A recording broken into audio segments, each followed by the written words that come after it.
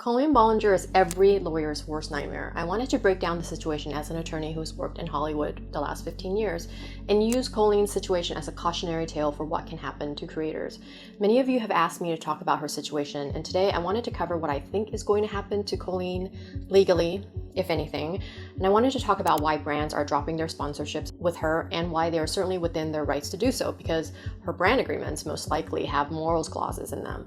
I imagine Netflix might stop showing her shows, but they haven't yet, and if she's currently working on any shows or movies, it's very likely that there's a morals clause in there that will allow them to terminate her engagement. At the end of the video, I will address whether or not I think Colleen might be arrested or go to jail. I have to disclaim that although I am a licensed attorney in California, I do not represent any of the parties here in the Colleen situation, and this is not legal advice. This is just for educational purposes only, and these are my own opinions. As creators, we are often in positions of power and influence, and oftentimes people will abuse those positions. I'm not going to get into whether or not the allegations against Colleen are true or not, and I won't go into a lot of the details of the allegations because there are plenty of videos out there that cover it. For those of you who don't know what is happening, Colleen Ballinger is a very big YouTuber who came to fame with her Miranda Sings alter ego. She has 2 shows on Netflix and has a mass following of loyal fans called Colleen's Weenies. Recently, she has been accused of allegedly grooming minor fans, encouraging bullying, and discussing sexual topics with minors. There are some very questionable DMs between Colleen and some underage fans, some of which have been verified. And since this scandal has come out, a lot of old footage from Colleen's live shows have come up where she interacts with kids in very inappropriate ways.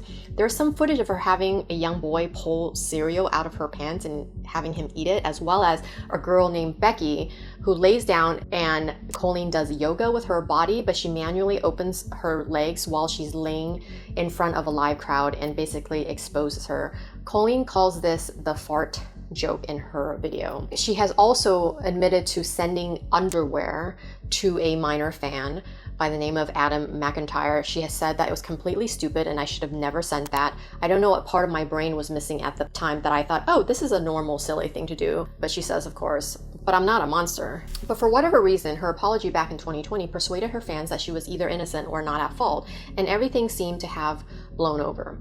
Last month in June, a bunch of TikTokers resurfaced the DMs between Colleen and her underage fans, and Colleen decided to come out with an apology video that has been called the worst apology by any YouTuber of all time. She turns the table and instead of saying she's sorry, she says the victims are having fun and monetizing her demise. She basically stated that her lawyers and her PR team told her to not talk about the situation, but they didn't say she couldn't sing it. Even though my team has strongly advised me to not say what I want to say, they never said that I couldn't sing what I want to say, so. And the second I heard that statement, my lawyer's soul just died a little bit. And by the way, I am traumatized from watching her video. I couldn't even make it through the whole thing because it made me so angry.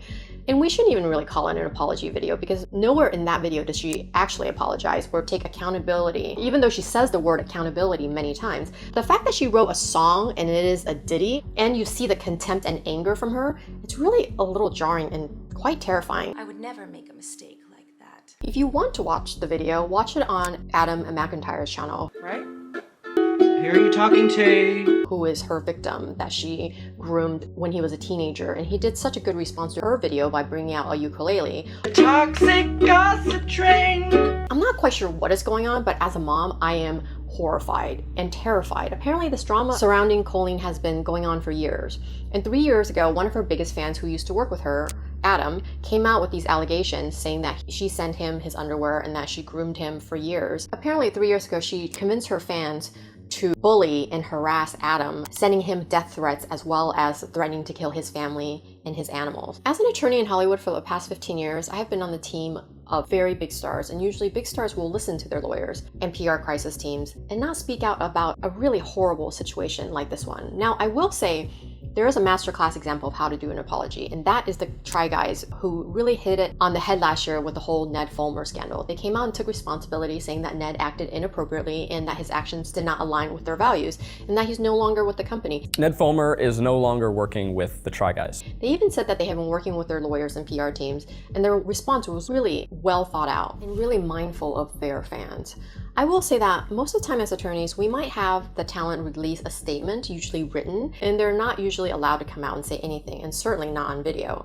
But YouTubers are a different type of celebrity. We have very close, sometimes called parasocial relationships with our communities and our fans, and we often will respond to comments and scandals in a very direct fashion. And as we can see here from the Colleen situation, she can record something and just upload it to YouTube without anybody really being able to control it or stopping her. You might be thinking, well, she came on and apologized, so what's the problem? Well, the problem is she doesn't really apologize. Her song was incredibly defiant. She never says that she's sorry. She doesn't address any of the facts, even though she said at the beginning of the video that she was going to address the facts. She could have come out and refute the facts with her own facts, but she doesn't. So what do I think is going to happen with Colleen? Number one, will she lose fans? She already has close to 30,000 so far on her vlog channel, but she has close to 10 million subscribers across all of her channels, so I'm not sure it's going to really cancel her or shut her down. As we all know, fans can have short memories. YouTubers can scam their fans or say really scandalous things, and over time, the fans forget or new fans pop up. Number two, will she lose brand sponsors? Yes, she already has news dropping that 2 companies have stopped their ads on their podcast Relax with her and her husband because of the allegations. Skincare company OneSkin told Outlet that they cut ties with Colleen. We were made aware of this previously and have decided to cease the relationship completely. This behavior is appalling and we do not condone or support it in any form.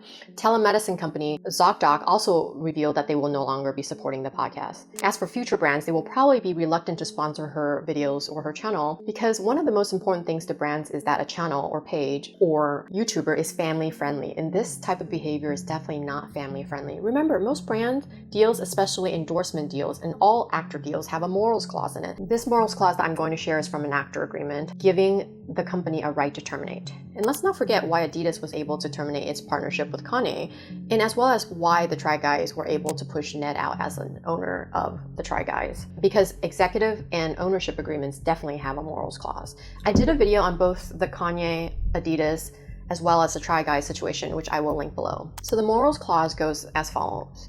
The artist shall conduct him or herself with due regard to the public conventions and morals. The artist shall not, either while rendering such services to the company or in his or her private life, commit an offense involving moral turpitude under federal, state, or local laws. The artist shall not do or commit any act or thing that will tend to degrade artists in society or bring artists into public hatred, public disrepute, contempt, scorn, or ridicule, or that will tend to shock, insult, or offend the community or public morals or decency or prejudice the company or the motion picture, theatrical, or radio industry in general. Now, moral turpitude actually has a legal meaning, but I'm not going to list out all of that. I could do a full video just on the morals clause, so if you're interested in this, write morals clause in the comments below. Number 3, will Colleen get arrested or go to jail? It depends. I know, I'm sorry, it's such a common attorney response, but it really does depend on the facts. It's unclear if Colleen did more than the things that are in the public knowledge, as there might be victims who have not come out in public because they want to protect their privacy. Have these people gone to the police who would then turn the case over to the DA's office, who ultimately decides who they want to persecute? What about the statute of limitations, since this seems to have happened a while back? Although Adam did say that she only left the chat group a couple weeks ago. In California, children who were sexual abuse survivors can file a claim against their alleged abuser by their 40th birthday or within 5 years of discovering the abuse. Now, we're not saying that these allegations rise to the level of sexual abuse, but the claims that Colleen sent nude photos of Trisha Paytas, another big YouTuber, to minors might be a crime per Penal Code 288.2, which makes it a crime to send harmful or obscene materials to a minor with intent of sexual arousal or to have sex with them. We do not know the intent, but it's really disturbing if it is true. When I first started researching this story, I never heard of Colleen Ballinger or Miranda Sings. I'm not her demographic at all. Honestly, her audience is young children, even though in her video she says it's not her responsibility to determine what kids watch. Well, she didn't accidentally DM kids asking them what their favorite sexual positions were or whether they have had sex yet, right?